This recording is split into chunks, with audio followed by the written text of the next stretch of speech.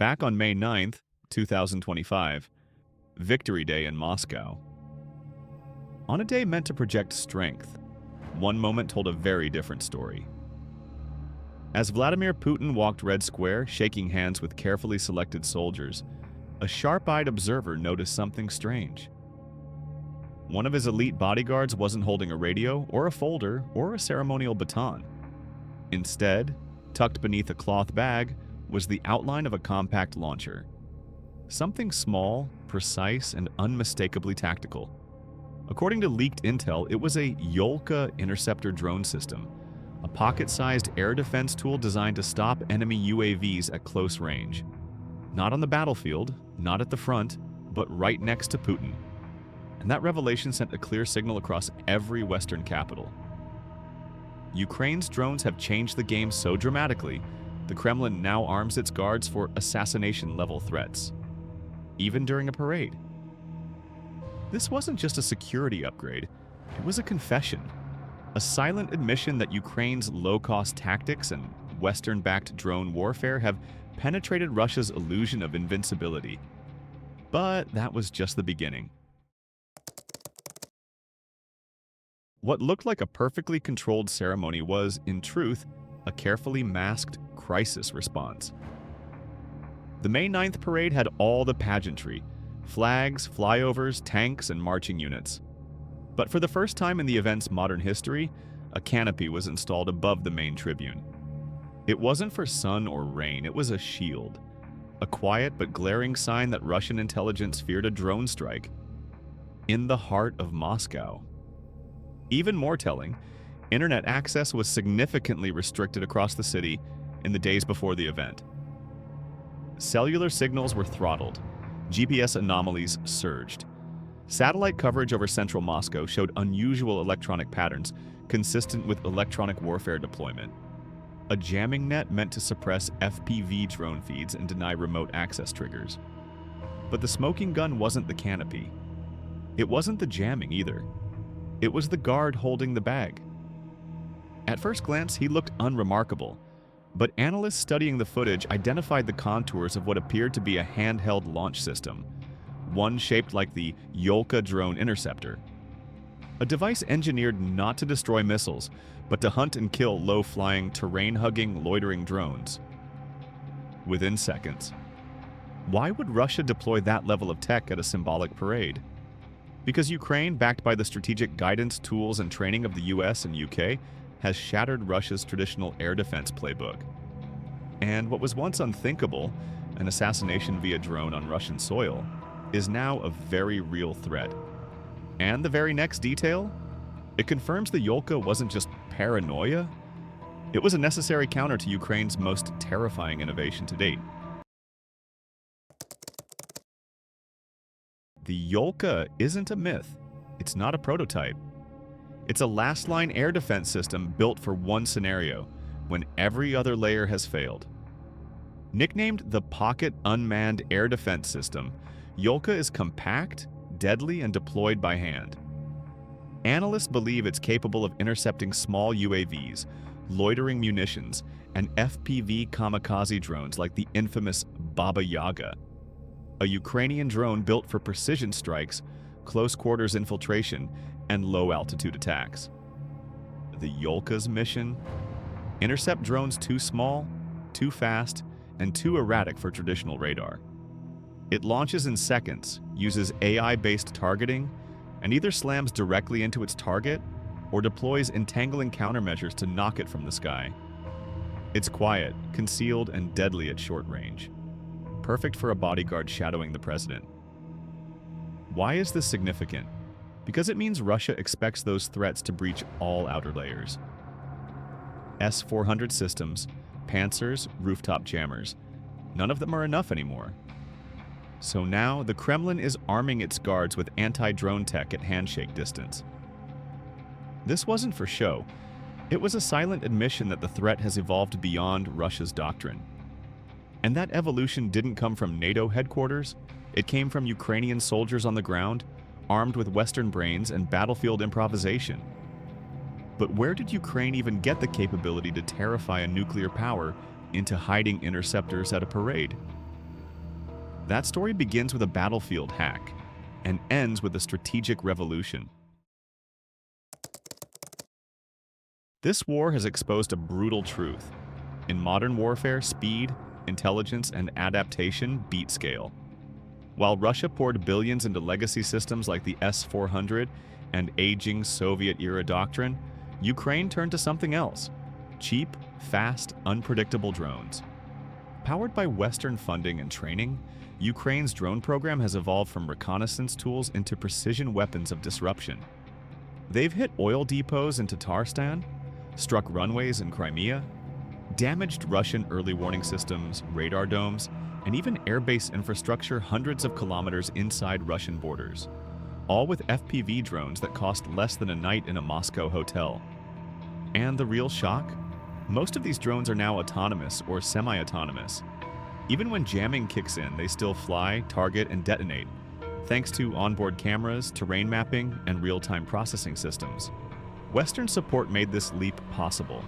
The UK supplied electronic warfare gear and hardened drone disruptors. The US offered training, battlefield simulations, and real-time tactical feedback from past operations. NATO's satellite coordination helped create Ukraine's drone kill maps, which fed into targeting for FPV raids. Putin's generals thought they were fighting an outdated force. Instead, they've been forced to confront the most innovative battlefield adaptation of the decade. And now, in a complete reversal, Russia is the one reacting, installing canopies, jamming its own cities, and assigning elite guards to counter drones with handheld interceptors. The battlefield flipped, and Ukraine did it without a single fighter jet crossing the Kremlin's airspace. But as we'll see next, this isn't just about drones. It's about what Putin's actions reveal about a deeper fear, and the breakdown of the myth of Russian invincibility. For decades, Putin's image was crafted around control, absolute command, unshakable presence. But what happened on Victory Day 2025 shattered that illusion.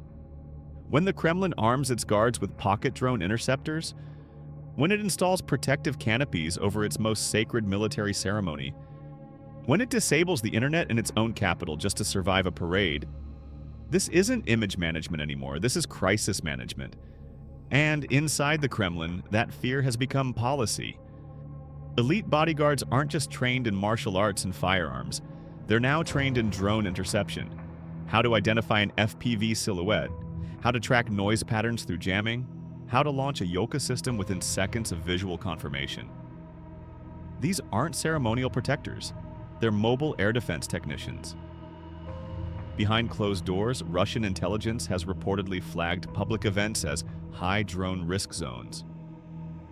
Countermeasures are now pre-deployed to stadiums, press halls, and parade routes. The strategy?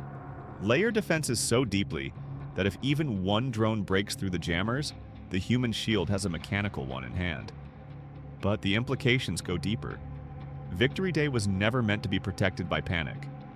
It was meant to showcase dominance, and now every layer of security is a silent confession. Russia's top leadership fears the tools of a nation it claimed it could conquer in 3 days. The fear isn't irrational, it's battlefield proven. And the more desperate Putin's protective measures become, the more powerful Ukraine's reputation grows. But Ukraine didn't build this edge alone. The West, especially the UK and US, played a crucial role in flipping the script.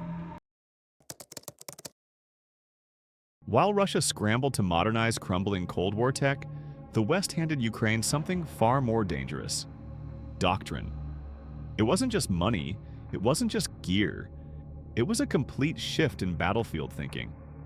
The UK supplied Ukraine with next-generation drone suppression systems, electromagnetic spectrum scanners, and real-time signal mapping capabilities. That data helped Ukraine build custom drones designed to slip through Russian defenses and strike where it hurts most. Meanwhile, the US focused on the people behind the tech. Through joint training operations, simulation-based target selection, and advisory units embedded in Ukrainian drone battalions, Washington helped Ukraine transform commercial drones into weapons platforms. Not just recon, not just disruption. but full-on precision-guided strike capability with Western-calibrated accuracy. Even NATO satellites once reserved for frontline intelligence are now believed to assist Ukrainian drone targeting in deep territory raids, a level of coordination Russia never expected. The result? Ukraine is now a test bed for next-gen warfare. It's not just defending anymore, it's innovating. And Putin knows it. The West didn't just give Ukraine tools, it gave it tempo. Russia is no longer dictating the terms of this war. Ukraine is. And the more Western support tightens behind the scenes, the more Russia finds itself fighting with 20th century doctrine against 21st century improvisation. What we're witnessing isn't just a shift in firepower, it's a shift in strategic gravity. And if a bodyguard with a Yolka drone on Red Square is the Kremlin's new response, then the message is clear. The war has reached Putin's doorstep, and the West helped open the door. Once heads of state stood behind glass. Now they stand beneath drone-proof canopies, flanked by guards armed with micro-defense systems. The rise of battlefield drones, especially FPVs, has forced a total rethinking of executive protection. It's no longer just about stopping bullets or filtering crowds.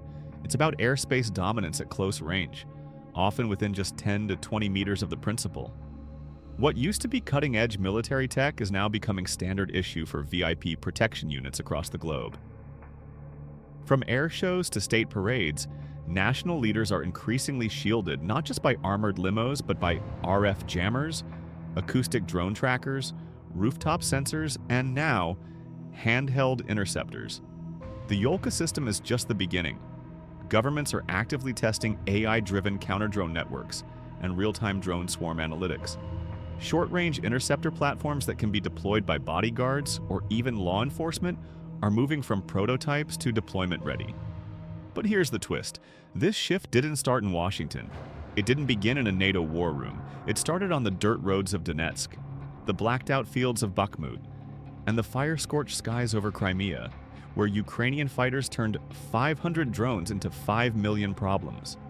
They proved that no airspace is safe. No capital is untouchable. And every military tradition, especially Russia's, has an expiration date. Which is why Victory Day 2025 didn't look like a show of force. It looked like a fortress under siege.